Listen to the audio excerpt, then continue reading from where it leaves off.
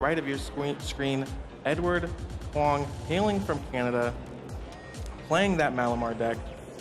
Yeah, and there we see top 32 at Toronto Regionals this year, top 32 at the 2014 World Championships, and then 2 first place at Canadian Nationals in 2011 and 2014. So definitely a seasoned player, been playing for a while. Yeah, consistent finishes, top 32 at Regionals, top 32 at Worlds, 2-time Canadian champion. Again, we see that Malamar deck, the Mewtwo GX, the Necrozma, got the Oranguru. Players are set up, and it looks like we're ready to go. Who will advance to the semifinals to meet Tord? Do they even want to? It's like, can I just concede now, I guess? Like, Go ahead and take a look at Jimmy's prizes. Counter Catcher, Enhanced Hammer, double colorless, nothing of note. Doing the same for Edward, that Mewtwo GX is prized. Mimikyu in the prizes as well. Yeah, Mimikyu's a card that's kind of fallen by the wayside as well. That Copycat attack, really useful. Unfortunately, does not copy GX attacks, so it is kind of a little limited, whereas some of the other ones have a more versatile. All right, there's the handshake. Edward is going to start us off. Oranguru active, Inkay on the bench, Professor Sycamore. Wow, I think that's 2 Malamar and he has discarded. 1 Malamar prized as well, as we saw earlier. Oh man, he's really gonna try to look for any recovery. Just the 1 rescue stretcher in his deck. And not a great place to be before we even consider that the other Malamars in the prizes. Here's a mysterious treasure. He's going to learn exactly how bad his prizes are now. Yeah, and if you've been listening to the winner interviews from Jimmy for the few times we've had him on stream, he's very confident against a Malamar deck, especially one that doesn't play Ultra Necrozma. Yeah, this is the matchup that he wants.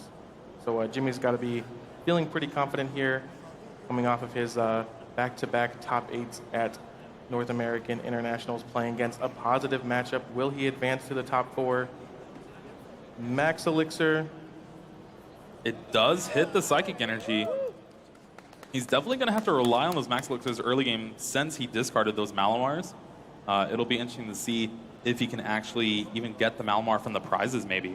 Yeah, one of the things about the Malamar deck is kind of the way these decks are set up, and traditionally the way that they've been set up when there's similar effects like Dynamotor is that, you're playing the cards, you're playing the Dawn Wings, Necrozma, with the understanding that you will have Malamar set up, right? Not all of these cards are kind of powerful in a vacuum. They're powerful when you can accelerate 2 or 3 energy a turn to them. And when you don't have that, you can really end up with a kind of a clunky deck that doesn't really do anything. Yeah, and I am actually mistaken. He does not play the promo Mewtwo, but instead opts for the Lunala, Prism Star, and the Mimikyu. All right, so we've got some different text there as he passes back to Jimmy Pendarvis. Wimpod in the active position, Zorua, Ultra Ball coming down now. But this is going to be anything like Jimmy's other turns. We're going to see a Tapu Lele Wonder Tag for Bridget, fill the bench. Classic Zoroark deck move, just needing to power out as many Zoroarks as possible, and that looks like what is happening. He's going to go ahead and take 3 Zoruas. Hey, you got to utilize Bridget while you can before she rotates out of the standard format. Yep, there we go. Wonder Tag, Bridget, the optimal turn 1 play. Bench is full. Zoroark's as far as the eye can see. And it'll be interesting to see if he actually chooses to retreat the Wimpod. Remember, Wimpod's ability, Wimp Out, gives it free retreat only if it's your first turn. So you said this, Jimmy wanted this matchup. It was positive for him. What makes him think that? Why is that the case? So 2 of the big attackers for Malamar are weak to Dark, the Dongwing, the Necrozma GX. And it's also how they really maneuver around getting energy to their attackers as well. You can Invasion the guy that you just discarded all the energy from the regular Necrozma, charge up more, and then just retreat with a Float Stone, attack again. Well, he doesn't really have access to that, and yeah, as I'm talking, he hits the Rescue Stretcher. Big play from Edward here. Just plays that Rescue Stretcher, realizing he needs to get those Malamars back in his deck and hopefully back on the board to actually get something going here. Lucky to hit that Rescue Stretcher, bringing him back into the game. I don't want to see what that game would be like with those Malamar in the discard pile the whole time. Yeah, so along with the Dawn Wings being weak, all of your other attackers are fighting against Zoroark's resistance to Psychic. So it's really just kind of like my matchup's not that good. Like, I'm going to miss a lot of numbers. And that's why you see him play a card like Marshadow GX. Tapu Lele, Wonder Tag for Edward here. Let me go ahead and take a Professor Sycamore, get rid of the cards in his hand, draw 7 new ones, and try to set up something that hopefully will be able to beat the potential 4 Zoroark GXs coming down on Jimmy's side of the field next turn. Yeah, did Jimmy actually have the Field Blower to get rid of the Float Zone? That was insane. Yeah. Yeah, Field Blower, then he retreated to, while he still can, and passed the turn back. There's a Sycamore. Again, not really putting much Psychic Energy in the discard. One of the staples for this deck. It's how you get going. Floatstone, one of the first cards, 2 Malamar in his hand as well. Malamars went back in the deck, and now they're back in his hand, now they're back on the board. Max Elixir, top 6 cards. See a basic Psychic? We do. We do. So he does have the attachment for turn. Opts to place it on the Tapu Lele. I think he has 2 Psychic in the discard pile already. Oh, okay. For the Malamar, so he's just kind of spreading it around, saying, all right, I already have this attack if I wanted. I might as well diversify my threats. Replacement Floatstone for the Oranguru. All right, double Psychic Recharge. Tapu Lele will take a knockout on Zoro. Remember, it doesn't deal weakness or resistance. So Zoro, with that Psychic resistance, just like, I can't do anything. Aggro Lele as Edward takes the first prize, knocking out a Zoroark. You see a Lele mirror match in the active position. Zoroark off the top, and an N. Yeah, N as the lone card in Jimmy's hand. Drawing that Zoroark was pretty sweet there. All right, here we go. This is kind of what we've been talking about with a lot of the Zoroark decks is, all right, I'm going to N, I get 6 cards. Well, actually, I can turn that into 8. Oh, I hit another Zoroark, I hit another Ultra Ball, I hit another Evo Soda. Look what I can do. Yeah, and if you don't do that, it feels pretty bad. Because, like, your deck can. Exactly. 6 new cards for Jimmy. Only 5 for Edward here. Down a card, but the advantage that Malamar gives you is sometimes worth that, just being as aggressive as possible. Well, the way Edward has set up his first few turns, it's pretty great. Tapu Lele is a huge threat just because it hits for 2-hit knockouts very consistently against Gliscod and Zoroarks. And if you just don't focus on Tapu Lele, it can really get out of hand. And then if you do focus on it, well, that Necrozma on the bench is just going to come up and knock out anything. Yeah, it's a pretty tough situation, but we see double Evo Soda into double Zoroark GX on Jimmy's side of the board. So this is what we were talking about. He's going to be trading into everything he could ever want. Jimmy's doing his best Tord impression here in top 8. Yeah, I'm not sure he's going to have the complete lock like Tord did exactly, but I don't think anyone's going to turn down 3 trades either. And I actually see double Puzzle Time in his hand as well. I don't know if there's much in his discard he really needs with those at this point. So what is Jimmy trying to do this turn? Obviously, he's going to be trading. He's going to set up as much as he wants, basically. But what is he looking to do this turn as far as actually, putting pressure on Edward goes? So he's already played his supporter for the turn. He found the double colorless on one of the last trades. That's definitely where you start, just because Tapu Lele double colorless, 100 damage on your opponent's Tapu Lele. We're in business. And having the 3 Zoroark on the bench, it does help him out for this long game, but he's staring down a pretty scary field from Edward here. Yeah, he's going to go ahead and try to eliminate some of that field, maybe by puzzle of timing back the Parallel City. Going to put Edward down to only 3 benched Pokemon. Yeah, Parallel City is one of the reasons I kind of shied away from Malamar decks in my testing. I was like, this card really hurts, man. I mean, look at the board now. I mean, he's luckily has those 2 Malamar and a threat, but I've seen lots of people get stuck with 3 Inkays on the board, and I can't play anymore. Yeah, and one important thing to note is discarding the Ranguru. Turning on the counter catcher too. Whew. The early knockout. Wow.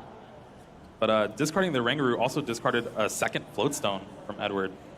And Floatstone's one of the cards that you really try to utilize, especially with your Necrozma GX as an attacker. Exactly, and there's a knockout for Jimmy. That early aggressive play by Edward turned on his counter catcher. He's able to take care of that Malamar, and that's really, I think, So, when you were just saying how everything's so weak to Zorak and all the attackers are, just pitiful against Zorak, but when Jimmy feels like he can afford to just kind of take out the Malamars, not worry about anything else, it has to feel so bad.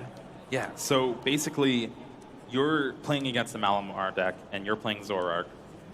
You can try to outlast their big attackers, try to take knockouts on their attackers, but that's not the game plan. Because as long as they have Malamar and you end them to a low number, as long as they just draw an attacker, they'll have the knockout.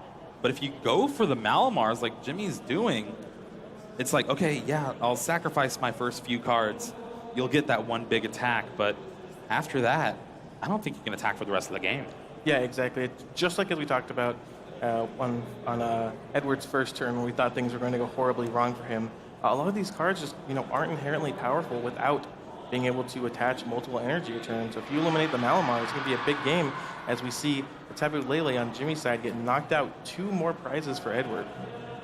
Yeah, so going down to 3 prizes now, but if you look at the board, if Jimmy has another way to take a knockout on the Malamar, Edward's just going to be left with the 1 in his hand, and that really doesn't charge up attackers that efficiently. Yeah, Zorak with double colorless active now. Here is a Enhanced Hammer getting traded away. Oh, we see a puzzle of time and a double colorless off that trade. Definitely looking for another puzzle here. Does he grab it? Drew 2 cards and now he's looking through his discard pile, so usually a telltale sign that he has it. We were saying how many cards in your hand is a telltale sign of delinquent. Definitely after you trade, draw 2 cards and then look through your discard. It's a pretty big tell. He's considering an Ultra Ball here, getting rid of a Zorak and a Rainbow Energy. Yeah, he also does have access to Mew EX as well. One thing that kind of hurts this just Psychic-based Malamar deck is all the cards that people are attacking for Buzzwole also kind of hurt you. Makes sense. You get a little extra advantage there. Ultra Ball finds the Glycopod. Wimpod is going to evolve. A field of stage 1s for Jimmy Pendarvis. Not bad. Not bad. Not bad at all. It'll be interesting to see if he actually has Grass Energy Guzma. That could take a knockout on the Malamar on the bench.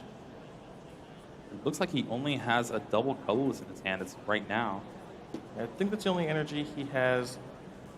Looks like he's considering he has 1 more trade left, I believe. Yep. He actually discards the Glycopod, but draws the Grass Energy. No Guzma, though. Definitely not exactly what he was looking for. Yeah, but he is no real threat of getting knocked out next turn.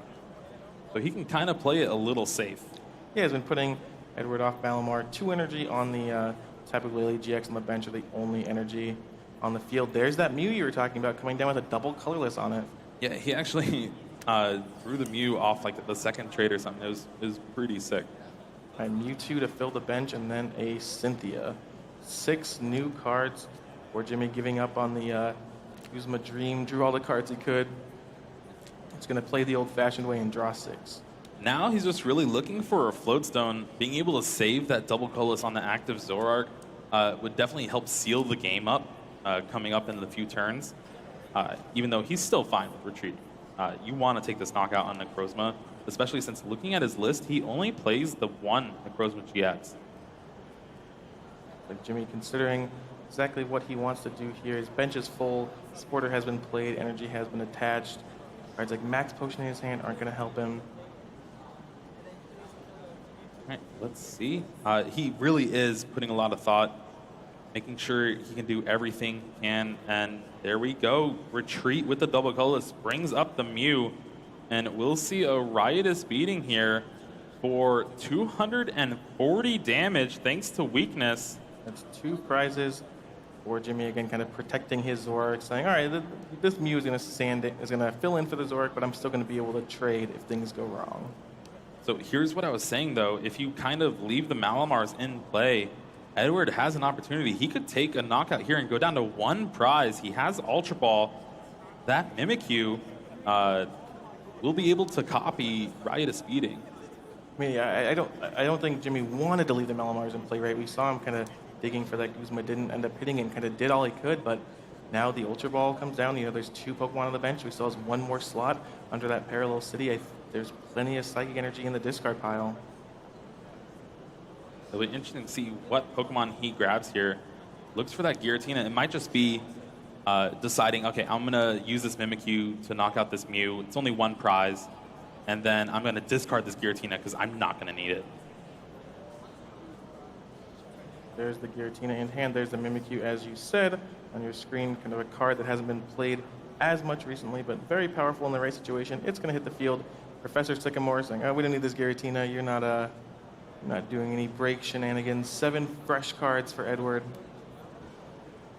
He hits a lot of energy here, and a Floatstone as well. Let's fire off the first Max Elixir. One card he's been really trying to find is Field Blower.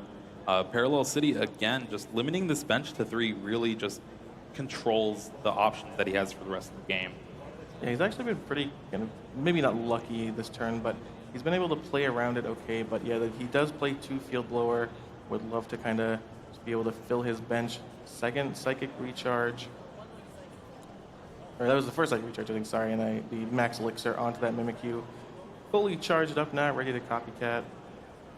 And we could just see a retreat and then another Psychic Recharge to the Tapu Lele, trying to keep that energy on it. Attachment from the hand to the Malamar. Spreading out the threats a bit. There's a Psychic Recharge. Also going on the same Malamar. Yeah, this is actually great, just because that Mewtwo on the bench, well, actually, it does have 130 HP. I was about to say Malamar can hit for weakness, but it only hits for 120 damage. Almost, and there's a knockout. Like you said, Edward taking 2 prizes, going to just a single prize remaining. Can Jimmy take 3 before Edward gets 1? 2 Malamars, Tapu Lele, Mimikyu in the active position. He has that counter catcher in hand, but really needs to deal with this Mimikyu. It's kind of an innocuous Pokemon at first glance. You think it's Pikachu, but then... Right. Well, now he's put him in a position where, again, we've been talking the whole game about how he wants to knock out the Malamars, but he just kind of can't afford to. Now he needs to deal with the Mimikyu. He needs to get it off the board.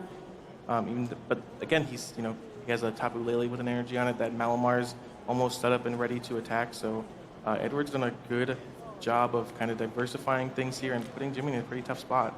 And one surprise we could see from Edward next turn is just a Marshadow GX if Jimmy decides to attack with Zoroark, but it's looking like he's eyeing down first impression this turn. Has the Guzma in hand as well. Is that the first trade? Yeah, trades away the Max Potion. Draws a pair of energy. Grass double colorless energy. Definitely has quite a few options. Ooh, debating whether to get rid of that Wimpod or not. Just decides to do it for the second trade of the turn. It's a Floatstone as well. Floatstone is definitely what he wanted because he did have the option of Guzma up something and then counter catcher the Mimikyu, but you kind of want to save that because you're still going to be down in prizes, so you can save the counter catcher for next turn for game. Yeah, that's just a lot of resources to use on a play like that. Field Blower. Floatstone. And the Parallel City. I actually like this. One of the ways that Edward can actually take the game is on that Mewtwo. So we might see him play a Parallel City on himself. I believe I saw it in his hand. Oh, no, I was mistaken. And there's the end. Leaving Edward with 1 single card in his hand. Jimmy is going to get a knockout this turn. We saw Jimmy come back from a 3-prize deficit earlier in the tournament. We've seen him, fade a lot of top decks from his opponent. Let's see what he can put together here. Yeah, and this is definitely the biggest weakness for Malamar as a deck. Just another reason why Zoroark tends to be favored in these matches too, is that, well, yeah, I can end you down to 1 or 2. If you don't have your attackers on board, you're going to be really put behind. And meanwhile, I can end myself down to 1 or 2 and still draw 6 cards. Yeah, 1 Oranguru in Edward's deck, but nothing like the Octillery, no Zoroarks, obviously. Nothing to really have that consistent draw power. So he's going to be stuck with this 1 card in hand. As Jimmy is going to trade yet again. Edward finally looked at the card. It's going to need to be something just to try to take the knockout here. Like first impression, going to be a knockout. Jimmy goes down to 2 prizes, just 1 GX knockout, will win the game for Jimmy Pendarvis. Malamar moves to the active position for Edward. Draws the card, looks at it, and then goes into the tank. Not a good sign. Only 2 cards in hand. So it's pretty hard just because he kind of needs 2 things here.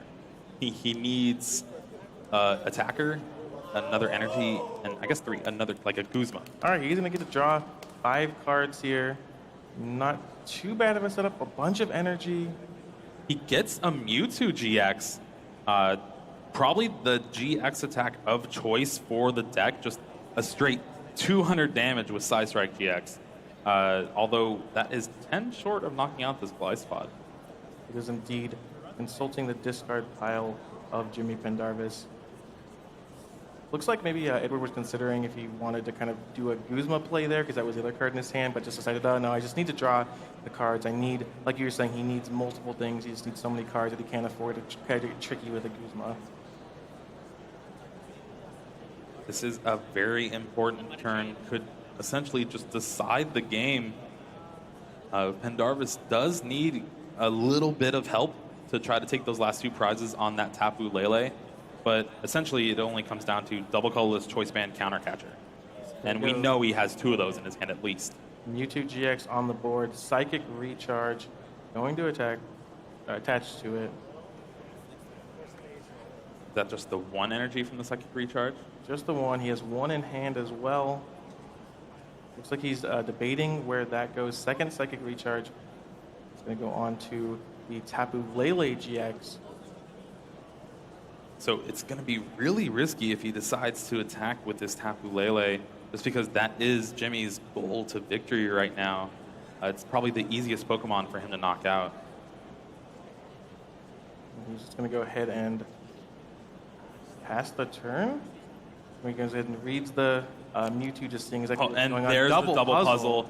That will seal the game here. He's actually going for the flashy play of Mew Guzma double colorless to knock out the Mewtwo.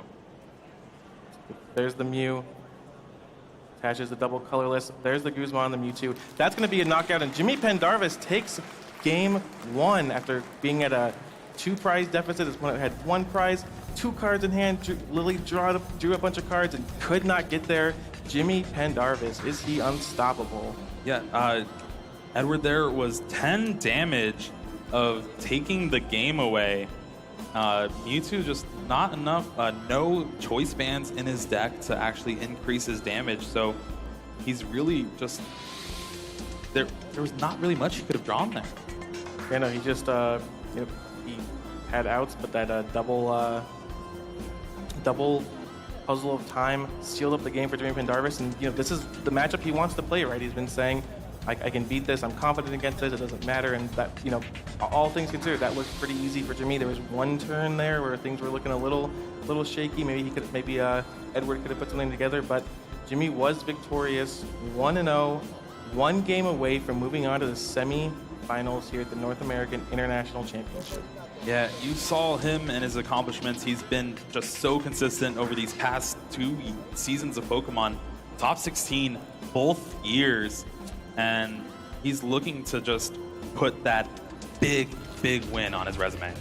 Yeah, absolutely. The top 8 at the International, this very event last year, and then the top 8 at Worlds really, I think, kind of pushed him over the top of like, wow, okay, this, we always knew Jimmy was great, obviously, but once you get those tops in the major events like that, you just, become on another level, and then he's just done it again the next try he has.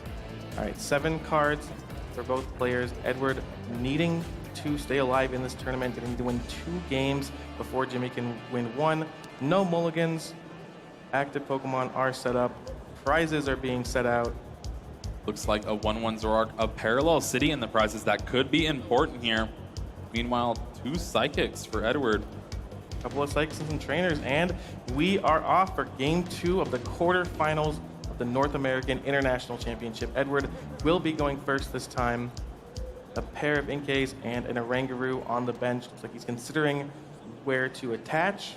Yeah, his starting hand needed a lot of help off the top of the deck. An Ultra Ball or Mysterious Treasure would have been great, but instead he drew a Malamar. He just attaches, passes Jimmy Pendarvis with, again, the start he wants. Bridget into Zoroark, Wimpod. Unsure what the rest of his hand looks like, but he just confidently slammed that Bridget on turn 1. Exactly what these Zoroark decks need. They just need a critical mass of these basics that can turn into stage 1s. Yeah, honestly, I think if you have the Bridget in your hand, is there never not a time you play it turn 1 with Zoroark? I don't think so. Yeah, and granted, Edward's hand could be kind of innocuous, where he might just have double Malamar Sycamore. Jimmy doesn't know. He still has to go with the consistent play here. Yeah, exactly. I mean, so Edward's hand right now is Psychic, Malamar. He's going to drop to 4, be able to play the Malamar attach. You know, he's going to have some Rangaroo draw there. Oh, Lunala Prism Star off the top. Again, not what you want to see.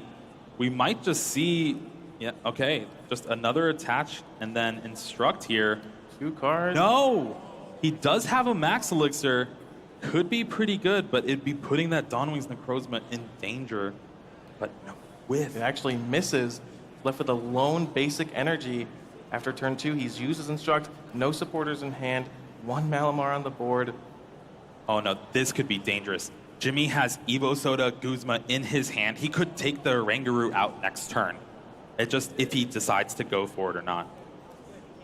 There's the retreat from, or there's the invasion rather, going to that Lunala Prism Star. Another card we see in all of the decks that's going to end up active at the end of the turn, it looks like. Yeah, Maybe he some- still has the Psychic Recharge. Yeah, just depending what he wants to Psychic Recharge to. And Jimmy's hand is looking really good right This is the now. pass the turn back. All right, so this is, Zoroark off the top as well. all right, Zoroark GX going to go ahead and trade. We know he has access to another one via that Evo Soda. Honestly, I think you just go for the Glide Spot. Like you have to sense that your opponent is stumbling here. He's used the Rangaroo to try to draw out of it, not play the supporter each time he's instructed. And this has to just be a huge, huge target on a Rangaroo right now. Like the life spot comes down, choice band. Looks like we are going to see a Cynthia. Well, okay, so opting just for more consistent, try to get set up. He probably feels that, well, my matchup against this deck is great anyway, as long as I get set up. So why not just get set up? Sure. I think that's a line you can take. If you think your matchup is, very favored towards you, then why take a play that's worse in the long run for an early advantage when even if Edward draws out of this, Jimmy believes that he is likely to win. Fresh 6 cards here for Jimmy. See that Delinquent as well. Double colorless too. That Glide Spot's going to be a huge threat in these coming turns. Another Zoroark going to hit the bench. Potential for 3 Zoroark GX in the near future for Jimmy Pendarvis. Double colorless on the Zoroark that's already on the field. Yeah, I don't And see a passing float the stone turn though. back. No way to move that Tapu Lele out of the active. What did he draw? Or it is Another Psychic. energy. All right, instruct for 1. Is it a supporter? Well, last time when he had a dead hand, he slow rolled the supporter, so I just never know. A Guzma. It is a supporter, but not one exactly you want to what he see. was looking for.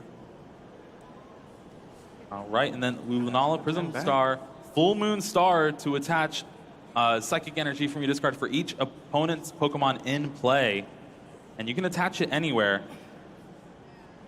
Going to attach to itself there. First trade gets rid of a Bridget.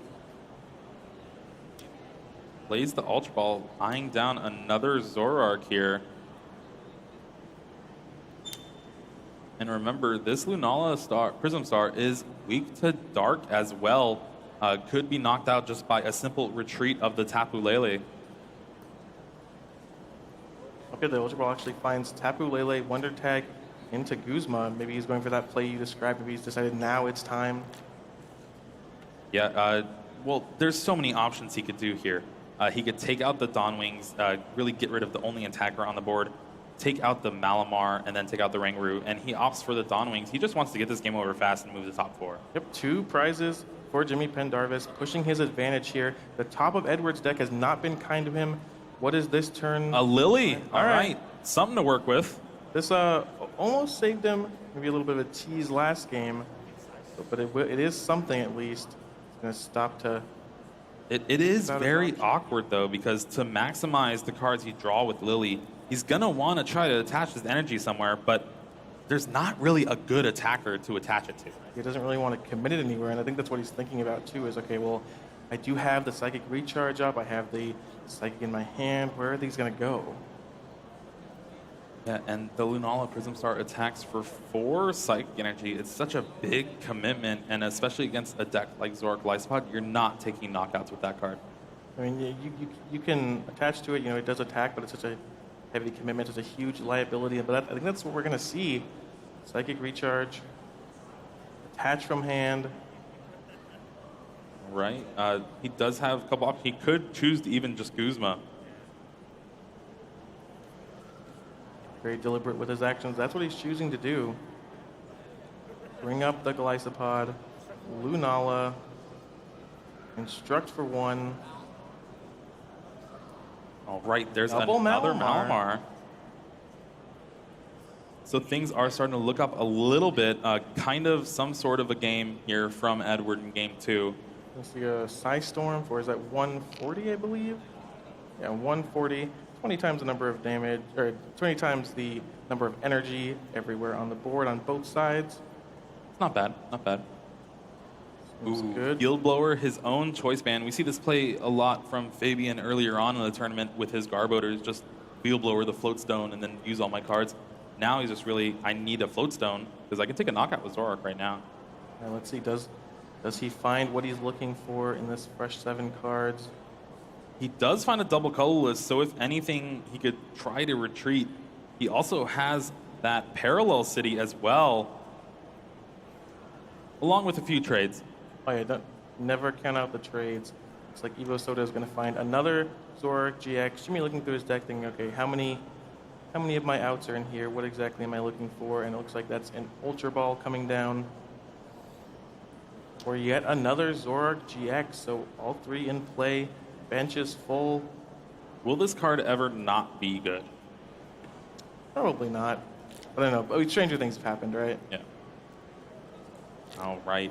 3 Zoroark can play, staring down a couple Malamar and a Rangaroo and Lunala Prism Star. No, Lunala actually adds a kind of an interesting element to the deck. You don't see it in all the lists, but it's not really doing a whole lot here. I guess it is technically applying pressure. Yeah, 140 damage against the Glycepod is nothing to laugh at. Definitely something that's very good at just trying to keep going in the game. All right, I think that was the last trade for Jimmy there. Attaches a double colorless. I'm going to go ahead and play that Parallel City. So Kind of lock Edward to yeah, those 3. he's just going to actually retreat. Crossing Cut GX does not take the knockout. 160 HP is 10 over what Glycepod can do since it's a non-GX or EX Pokemon. 3 prizes remaining for Jimmy Pendarvis. Just need to take 3 more to advance to the top 4 here. Can he do it?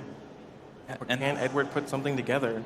And again, Edward has 2 of the Psychic Energy in his hand and a Lily. He'd want to play the Psychic Energy to maximize his draw power, but he needs an attacker right now. 4 new cards. Does he find an attacker? I think it's a He finds a Rescue Stretcher, but I think the only thing in his discard, or he doesn't even have the Lunala Prism in the discard. It's in the Lost Yeah, Zone he right has the now. Necrozma. Oh, the Dawn Wings, but staring down 3 Zoroark, Yeah, I mean, that's it's- not what you want to see. Yeah, exactly. Man, this hand is not looking good right now. He's drawn all of his energy. 4 in hand, 4 in the discard. He has, what, 3 left? Another Inkay hitting the bench, going to attach to the Malamar. Similar thing we saw him do last game. Double Psychic Recharge, it looks like. Just going in with the Malamar. It's more just, I think, attaching so you have a way to retreat next turn. Because, again, he's still just trying to find his attackers. And just passes the turn back. Jimmy Pendarvis, so close here. 3 prizes remaining. Edward has been unable to put anything together this entire game. And look at the difference in board states. Yeah. Doesn't even seem fair. I mean, anytime I look across to my opponent and they have 3 Zoroark GX in play, I always think it's unfair. Is it another trade getting rid of a Zorua? It's like, can I borrow one of your Zoroarks? Yeah, and of course, Parallel City, again, just limiting the bench. So even if he was drawing stuff, he couldn't even play it down right now. Guzmaing up the built-up Malamar. He's going to go ahead and go in with...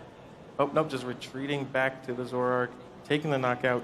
2 prizes are going to remain after this turn for Jimmy Pendarvis. That's the knockout. I'm going to go ahead and attach a Rainbow first. Yeah, so I was wondering why the Rainbow was in here, and talking with a few people, they're like, oh yeah, well, MewEX can now copy essentially anything. You ever been dangerous rogue by a MewEX? Makes a lot of sense. Inkay moved into the active position. Once again, Edward just unable to really put anything together. Rescue Stretcher Guzma, a bunch of energy in his hand. I mean, what can he even do here? Just get another Malamar? Yeah, so he's getting this Malamar, but if he evolves it, that means 2 retreat, and having to attach for the turn, he won't really be able to set up a 3 energy attacker if he even can draw anything with Instruct. I don't think he can. Looks like double Psychic Recharge coming down. He's taking some time to think, making sure he's deliberate with his actions. Both on that. Oh, we're going a Rangaroo beatdown on that Glisopod on the bench, trying to get any sort of action here in this game. All right. Instruct before the action comes. Surprisingly, I think I've seen this Rangaroo attack almost just as much as the other Rangaroo. It's a decent attacker. There's a knockout. All right, 2 prizes for Edward. Is that enough? And getting rid of the Glisopod. Got another energy from his prizes, and at least he got an Ultra Ball. Just what he wanted. All right, trading away a Zoroark is Jimmy. Hand full of options. Yeah, you have to think about it though. Like, so you do this Desperation knockout on the Glisopod.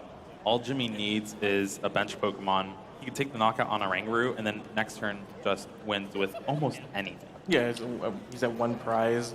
At that point, any knockout will get there. He does have that 5th bench Pokemon.